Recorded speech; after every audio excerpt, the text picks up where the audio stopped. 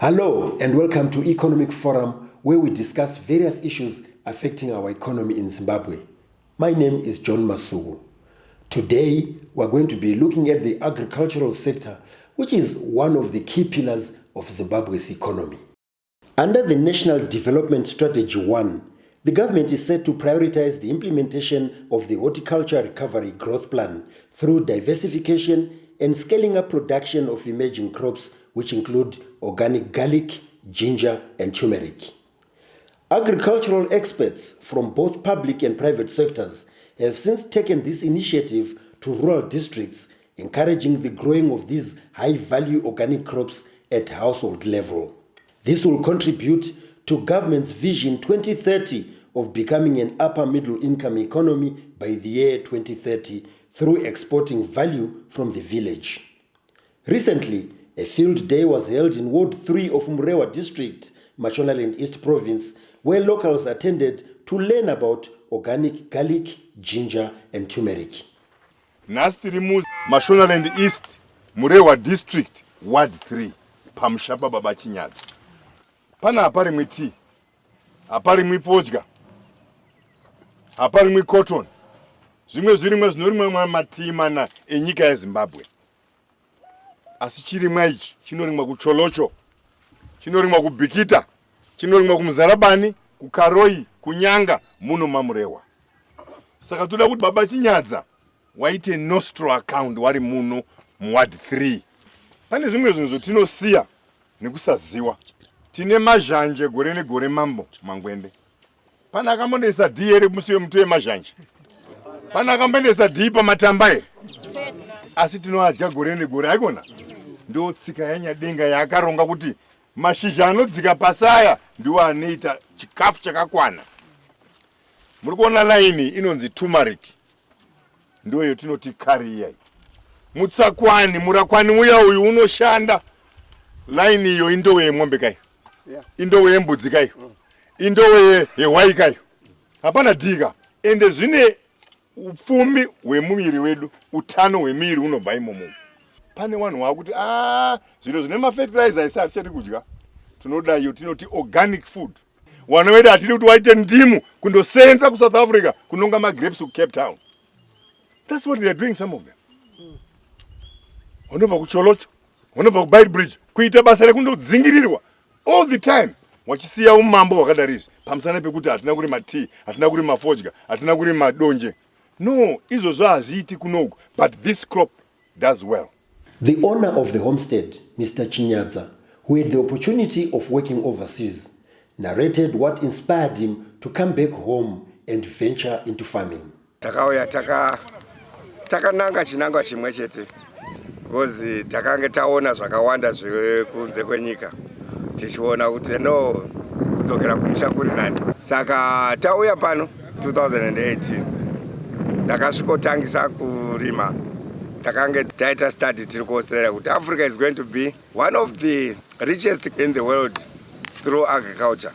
Saka agriculture yacho haisi yese in general, but takaona kuti horticulture ndio ichaitisa vanhu vatema neAfrica the richest. Saka ndo yatakabva taita base naye iyoyo.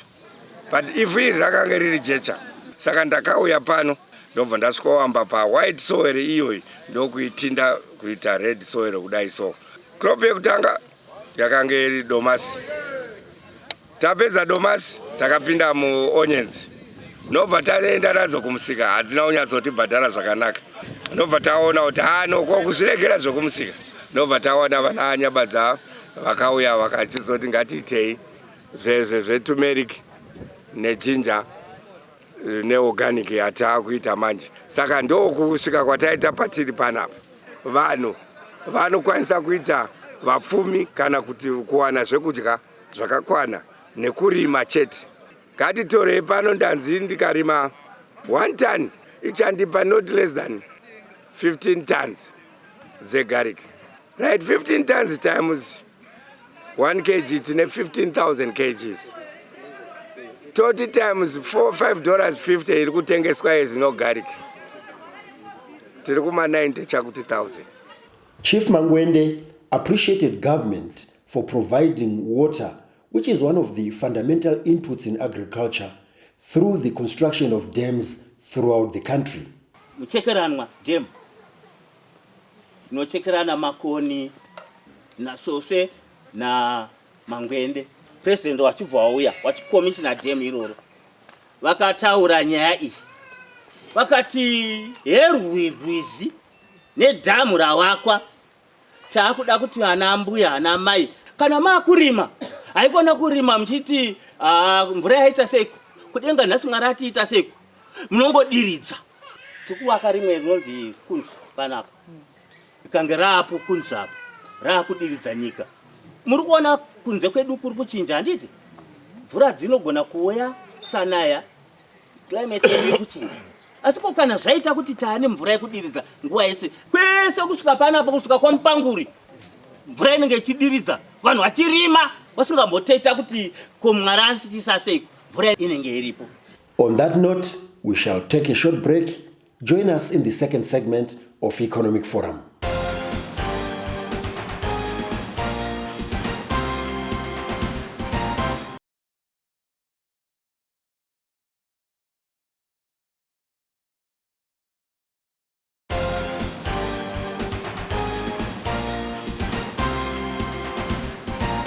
We are now in the second segment where we are in Ward 3, MUREWA District, Mashonaland East Province, where residents are gathered to learn about how to grow organic garlic, ginger, and turmeric. These projects are also complementing the efforts by agri-tax officers in promoting small-scale farming. In MUREWA, tikunyanya kufamba nenyaya dze food security, but we are also advancing nenyaya nutrition security. Tataurwa zvana turmeric, tataurwa zve garlic, tataurwa zve tsangamidzi. Handitika kushandisa zvatinazvo zvisingadi mari yakawanda. Handitika kutipa pundutso. Sapana patavha tauya pari kushandiswa organic manure akazara kupi kugomo. Tikange tatasana nemaithero vati hatina mari hatina chiti kuti enda ndotora mutsakwani uise mugarden. Part of our garlic value addition, we have got a 7 farmer field school MUREWA matiri kuticha zve value addition. Pamusoro pezvipi kunge tichinge tiri kuticha izvozvo zvataurika pano ndo patakanga tichiticha inonzi gap good agricultural practices, kundotora mutsakwani wako kuita fertility change yako kuita crop rotation yako. Local residents and organizations that advocate for youth empowerment were very thankful for the lessons learned on the growing of these organic crops and the benefits thereof. Project yatiri kuita nemayouth iproject yatisingati yakanyanya kuoma nokuti tiri kutarisa kuti mayouth havana mabasa, saka tiri kutarisa mikana iriko yemabasa. Ndo patakabatana navanyabadza taona project yavari kuita kuti iproject yakareruka kumuyouth. Mayouth ari panapo vakaratidza kuti vane chido nehorticulture, vane chido nekurima. Saka donzo rekuti vauye pano nhasi nderekuti vave vanodzidza vari pamwe chete. Tadzidza madyaro eorganic garlic isingadi fertilizer, garlic icha exportwa. Saka indokurudzirawo kumayouth mazhinji kuti izvi basa iri cheap harirwadze. Semayouth tadzidza kuti kuno kukumisha tine zvinhu zvatinogara nazvo zvinokwanisa kutipa mari. Seprogram yatanga tinayo nhasi iri pamusoro pekurima garlic pasina mafertilizers. Mutsakwani inowanika everywhere and mvura kuno kutinayo. Tadziswa zvekurima organic garlic hapambodiwe mari yakawanda because hapana ndiyombotenga mafertilizers. So I'm shansa manure and hamusatenga mapesticide. Ini mari ndaidai yekunozenda munovhura manostroll account muchiisirwa maUSA nyimo kungoshanda musina kumbotenga mafertilizer. Zvakadini asikana akadzi akuru ari pano yero basa handetonoisa pfungwa dzedu pano. Since the inception of these projects, a number of farmers in different provinces have ventured into growing these high-value crops for export. In Ward 5 of Mondoro Mbaira district, Mashonaland West province, a local family also decided to follow suit after visiting various households where similar projects are being undertaken. Other people are also visiting to learn. I first got to know about organic garlic, organic ginger, and organic turmeric when I visited Maichimuti in Buhera. I learned a lot and I was very much inspired. My biggest challenge then was we had no place to do what we're doing here. So when we visited with Mamborwezi, all our councillors, all our chiefs and our headmen, they also visited. We were offered this place by August. We started planting ginger around the same time. So clearing the land and everything else started in August last year. So my wish is to have this kind of organic garlic. As you can see, we've already prepared the bed. I have also traveled a lot, seeing how other farmers are doing it, and I'm very excited about this. So that's my dream, and I'm equally excited that a lot of people also are visiting my place, although it is not yet fully developed to my standard, to also come and learn about organic ginger, organic turmeric, and organic garlic. Tinofara chaizvo kuti takatambirwa muno mumusha MANGWENDE kana kuti masabho kumushanje. Tanga tine nyaya yebudiriro takanangana nekuti tiunze cash crops kumisha. Cash crops takaona kuti nzvimbo yatakapihwa nanasekuru nanambuya nemadzitateguru edu inofana kushanda kuti tipe mari kunyange ingange iri duku sei. Ndosaka takafunga kuti tiuye kumisha kuno kuti batsirane nevanhu vari kuno.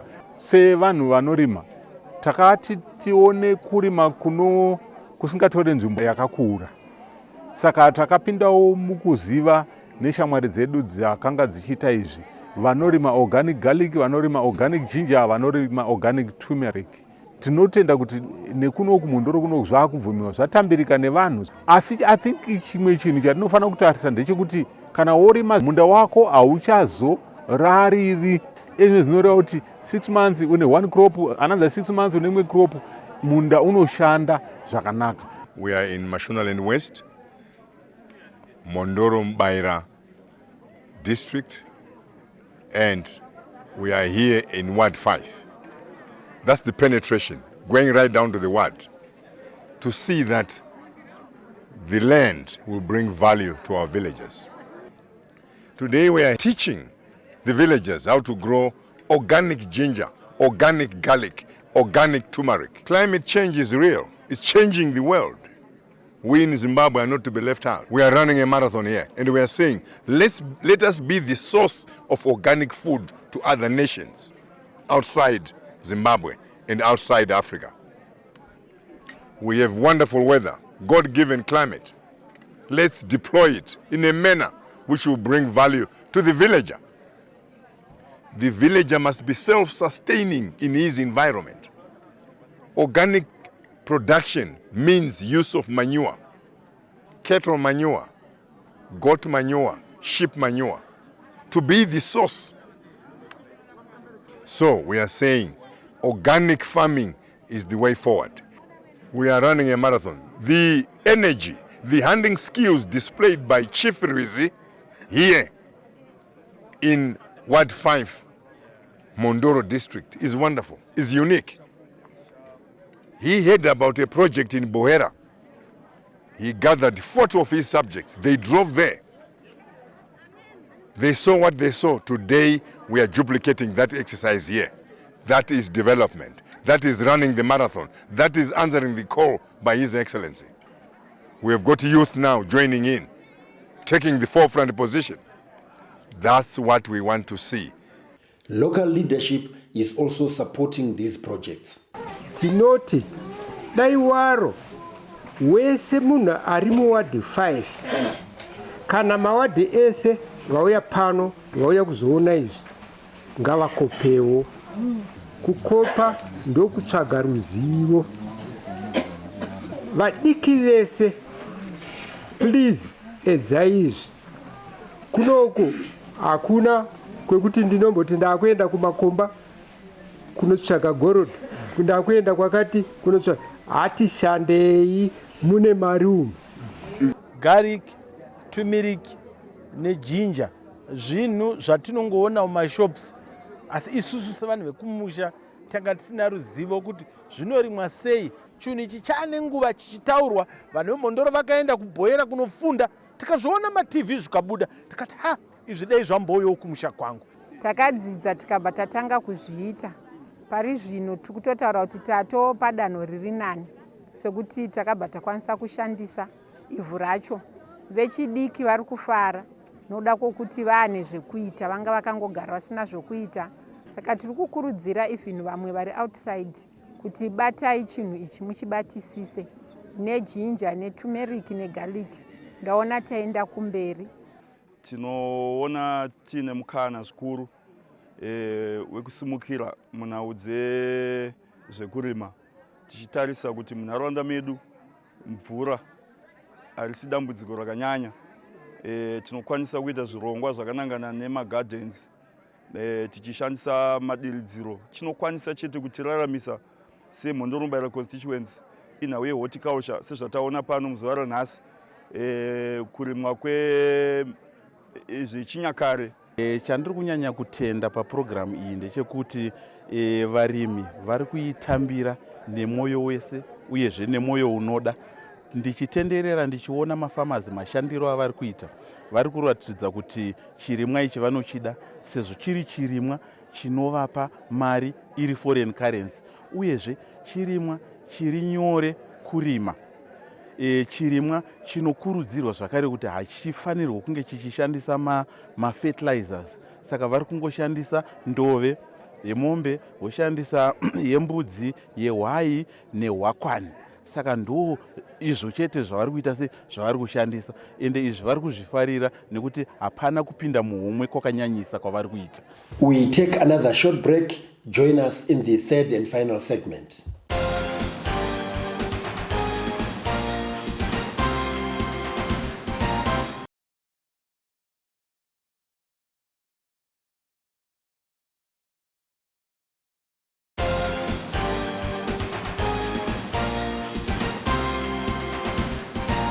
Welcome to the third and final segment of Economic Forum, where today we are looking at the recent visit by agricultural development experts to Ward 5 of Mondoro Mubaira district in Mashonaland West province to teach farmers on the growing of emerging crops which include organic garlic, ginger and turmeric.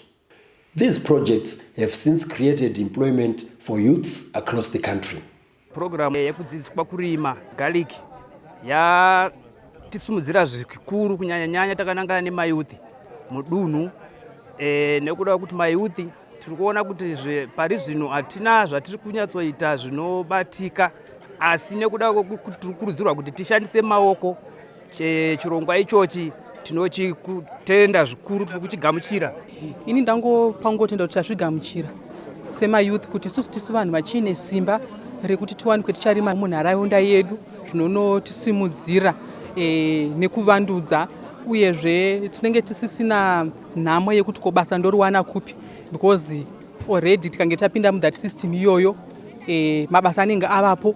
In support of the public-private partnership thrust by the government, some of the local organizations have joined in order to give assistance to some of the individuals who cannot afford the inputs.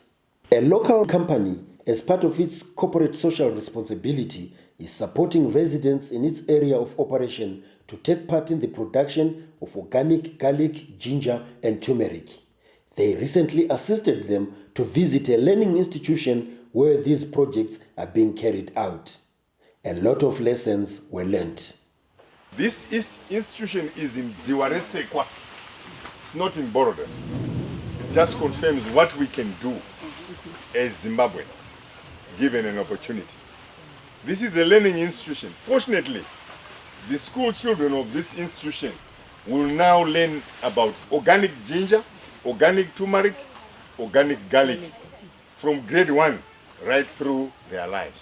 Yes. So we must thank our organizations, which are now heeding the call of our president. Say, you are making a fortune within your area, you must share it with our people. Lapha sizobona abalimi belima iorganic ginger ne-organic turmeric. Singakafiki khona apha besibona njalo abalimi kade belima i-organic garlic. Mina ngibuye lama farmers angu-23 babuye ukuzofunda ukulima i-organic garlic. Sithemba ukuthi nxa sesiqedile ukusesivunile isilimo sethu sizakwanisa ukuthi sithengise sithole imali eyangaphandle kwelizwe. So umuntu wonke ozabe elima i-organic garlic, i-organic turmeric, i-organic ginger uzavula i-nostro account. So kuzamnceda kakhulu ngoba imali yakhe vele kuzahlala kuyimali elesisindo. Tatanzwa nema-fertilizer kudhura asi tine mombe mfudze iriko saka tadzidza nhasi kuona kuti kurima organic ginger zvinobatsira. Ndafara zvikuru nekusumukirawo mukati memhondorongezi kuti tigone kunorima zvirimwa zvikuru zvataona nhasi. Izvi zvirimwa hanzi ticharima pasina fertilizer tichishandisa mupfudze wedu, mupfudze wembudzi, wemombe nemurakwani nemacompost. Dr. Hativagone, who is now in her second year of growing these crops in Chegutu, also brought in a group of farmers to learn. I'm very happy to be here. I was here last year and it wasn't like this. And quite happy as well to have brought my group. It's my second group now. And they've seen for themselves that this can happen. Kuwedzera dzidzo pamusoro pekurima organic garlic, organic ginger, organic turmeric. Ndinokurudzirawo vamwe vakatikomberedza kuti vadzidze nekuwedzera zivo. Zvese aiwa everything tadzidza totozvikudza kwazvo kuti dai zvaramba zvitobudirira tione kuzvibatisa tigone kuzviita nekuti mvura tinazvo, matractor tinazvo, saka hapana chiri chingambotikonesa kuti tizviite zvinhu. Officials from the seed services in the Ministry of Lands, Agriculture, Fisheries, Water, Climate and Rural Development were also present and encouraged the growing of organic foods. Our mandate as Government Seed Services Institute is to make sure that the farmer gets quality seed. So in doing follow-ups to seed producers, what we aim to have is quality seed to almost everyone. Let's go organic seed, organic food. And these crops, they are there for value addition, not just eating and selling the seed. We need to do value addition to all these crops. Agroecologists also supported this. Chinhu chinoproducwa ne-organic system chiri 100% perfect. Ne-shelf life yacho chinorarama kasingaperi. Taremo nezvinozvi tikarima madomasi nemafertilizer nemachemicals. Tikamaisa pashelf apo, tikatora ngirini maproduce edu atarima ne-organic process. Tikamaisa pashelf apo, tinoona kuti zvedu zveorganic zvinolasta for too long than izvi zvinoitwa nema-synthetic chemicals. This visit was an eye-opener to farmers. This tour has been an eye-opening experience. We have never seen anything like this, or turmeric that is as big as what we have seen. This must be one way of reversing the brain drain, and as they say, a country is as good as its people.